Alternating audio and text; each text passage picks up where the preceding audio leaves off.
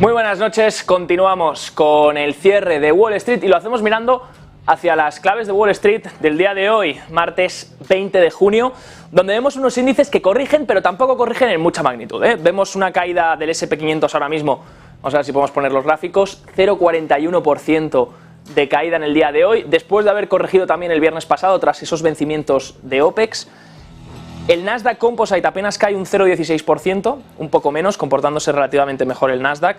Y el Dow Jones cae un poco más, una caída del 0,63% en el día de hoy, donde estamos viendo una amplitud un poco negativa. 3.905 compañías están en negativo y 2.453 están en positivo en el día de hoy. Como les digo, un momento en el que tras ese vencimiento del OPEX del viernes pasado, los inversores se preguntan si toca que llegue un pullback, una corrección, un tiempo de consolidación para el índice que lleva acumulada una subida muy importante. Y sobre todo que está en zonas técnicas también que podrían reflejar que toca algún tipo de pausa o de consolidación. Esperar medias, poder consolidar el índice para que luego pueda seguir subiendo en todo caso. Les decía, dentro de estas claves de Wall Street, lo importante, a partir de aquí, ese nivel de 4.400 en el S&P 500. Está poniendo complicado, a partir de aquí, para el índice seguir empujando, sobre todo sin una pauta correctiva, consolidar un tiempo, esperar medias y a partir de ahí algunos catalizadores también positivos que impulsen al índice a seguir subiendo. Unas subidas acumuladas que llevan en el año bastante importantes. Bueno, pues algunas casas de analistas se están pronunciando sobre esta subida. Entre ellas Morgan Stanley. Morgan Stanley que de hecho el estratega Mike Wilson era muy bajista con las bolsas a principios de año y a finales de 2022 decía de hecho que el índice iba a buscar los 3.000 puntos. 3.000 puntos que no ha visitado el S&P 500 y que desde octubre del año pasado viene subiendo ahora hasta los 4.400 aproximadamente el índice Standard & Poor's. Bueno, pues Mike Wilson desde Morgan Stanley sigue creyendo que los índices no pueden materializar toda esta subida. Que posiblemente dice Mike Wilson que esto sea debido a la liquidez. Tenemos un gráfico, de hecho, donde muestra el movimiento del S&P 500 y la liquidez. Fíjense que si miramos la liquidez, desde 2022 viene empujando fuertemente, liquidez global, viene empujando fuertemente, lo que también ha permitido que el S&P 500 empuje. Fíjense la correlación que hay entre ambas líneas, entre ambos movimientos. ¿Qué ocurre? Que a partir de aquí, dice Mike Wilson, la liquidez va a ser un poco más complicada que sigue incrementando. ¿Por qué? Ya hemos visto, bueno, ya están esos estímulos chinos, por supuesto, Japón, todo eso está brindando liquidez al sistema global, pero dentro de la liquidez estadounidense, que también vigila Mike Wilson, dice, tenemos que poner el foco en lo que ha ocurrido. Piensen primero en marzo de este año, crisis bancaria regional. Unos bancos que empezaban a caer, había miedo generalizado, quebraban bancos, y a partir de ahí la Fed lanza ese plan BTFP, ese plan de financiación para los bancos para otorgarles liquidez. Un plan a un año vista, donde coge los bonos del Estado que tengan los bancos en balance, los valora al valor total del bono, sin poner el valor de mercado, y entrega esa financiación. La Reserva Federal se queda el bono como colateral y cuando el banco devuelve el dinero, le devuelve el bono. Esto, el plan BTFP, ya está en un récord de 100.000 millones demandados y sigue incrementando cada semana. Curioso esta demanda que están pidiendo los bancos regionales a la Reserva Federal. Pero es que también esos préstamos, por supuesto, cuentan dentro de los activos de la Fed, dentro del balance de la Reserva Federal. Y por mucho que la Fed esté dejando vencer sus bonos para hacer ese quantitative tightening, esa reducción del balance, generar ese efecto restrictivo en el sistema y así reducir la inflación, por mucho que esté haciendo eso, esos préstamos lo que han hecho es jugar en contra de esta reducción del balance. Permitieron que el balance se expandiese y permitieron inyectar liquidez al sistema. Esa liquidez, por supuesto, luego se traduce a las bolsas, lo que justifica también los movimientos que estamos viendo desde marzo, desde la crisis regional. Pero no solo eso, también el Tesoro luchó contra un techo de deuda y estuvo bastantes meses sin poder endeudarse más.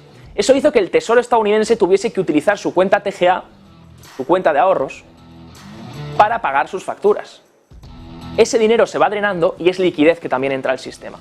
Desde Morgan Stanley dicen que esto debería revertirse a la segunda mitad de año. Dicen que, por supuesto, todavía los niveles de liquidez han sido elevados, que Asia sigue jugando un papel muy importante en la liquidez global, porque mientras Japón siga con una política ultralaxa y China, de hecho, siga bajando los tipos de interés, aunque no lo haga en la magnitud que se esperaba, eso juega un papel positivo para la liquidez global. Pero dicen, en Estados Unidos la liquidez debería empezar a mermarse en los próximos meses, en la segunda mitad de año. Porque dicen que a partir de aquí la cuenta del tesoro se tiene que rellenar, lo que hace un efecto de drenaje de liquidez y no de salida de liquidez.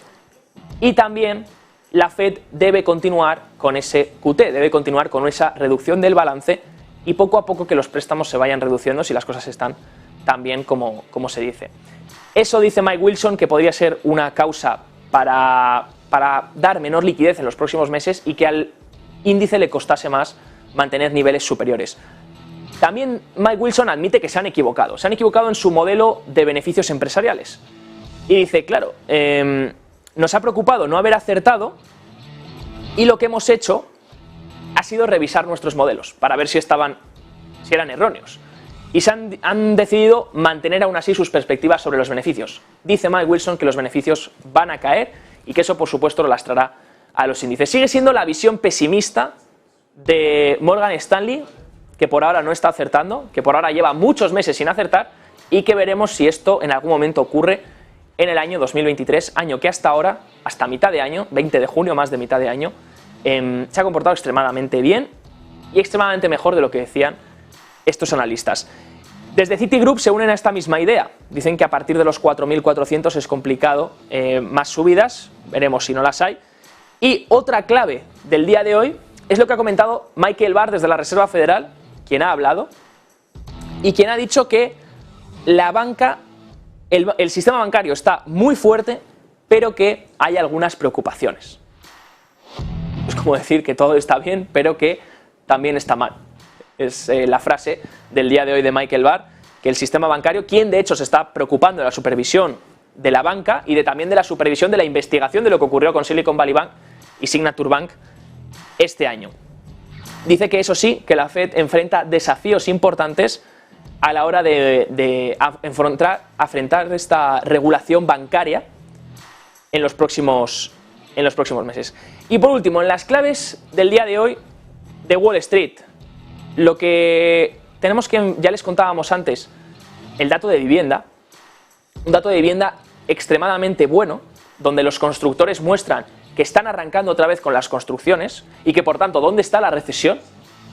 Si los constructores están volviendo a construir, porque hay gente que está dispuesta a comprar, ¿dónde está la recesión en el mercado inmobiliario? ¿Dónde está la recesión en la renta variable? Veremos si acaba llegando. Y por otro lado, un PMI que contrasta, PMI regional, no manufacturero, de Filadelfia en el día de hoy. Un dato que no se ha comentado mucho y que tampoco se va a comentar mucho, que pasa desapercibido, pero que es importante vigilar. Un PMI de Filadelfia que si miran el gráfico, bueno, es una tabla, cae drásticamente y encima es el PMI no manufacturero, el de los servicios, lo cual es destacable porque hasta ahora la economía se había sustentado por los servicios. La parte manufacturera ya hemos visto cómo está en contracción desde hace meses, pero los servicios estaban siendo muy resilientes, lo que mantenía la economía a flote. Este PMI de servicios que estamos viendo en Filadelfia va mostrando cierto deterioro. Y es que la actividad ha caído fuertemente, pero si miramos una categoría importante, es la del empleo. Resulta que el empleo está muy fuerte y que se siguen creando nóminas no agrícolas. La tasa de desempleo ya ha empezado a pasar del 3,4 al 3,7. Parece ser que estos constructores, iniciándose a construir tantas nuevas viviendas, podrían dar bastante trabajo a la construcción. Pero por otro lado, vemos un PMI de Filadelfia que en la categoría de empleo pasa de 14,9% de expansión a un menos 14,3%, a entrar en contracción, pero casi en la totalidad opuesta. Una caída muy drástica del empleo en el PMI de servicios de Filadelfia, lo cual nos hace vigilar para las próximas semanas y los próximos meses estos PMIs para ver qué están diciendo del empleo. Recuerden que los PMIs también los hemos vigilado aquí de cerca en Negocios Televisión, sobre todo la categoría de precios, porque es un muy buen indicador adelantado de lo que va a hacer la inflación del mayorista.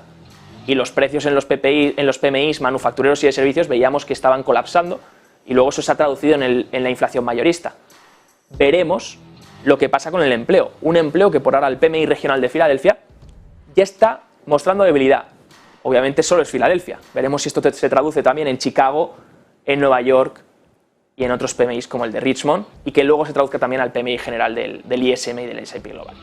Estos han sido los datos económicos de hoy, una jornada del S&P 500 que parece ser que corrige, no lo hace en una magnitud tampoco muy importante, parece ser que se toma un poco de calma, un poco de respiro tras toda esa subida acumulada de los últimos meses. Niveles técnicos ahora con mi compañero Gabriel Montalto.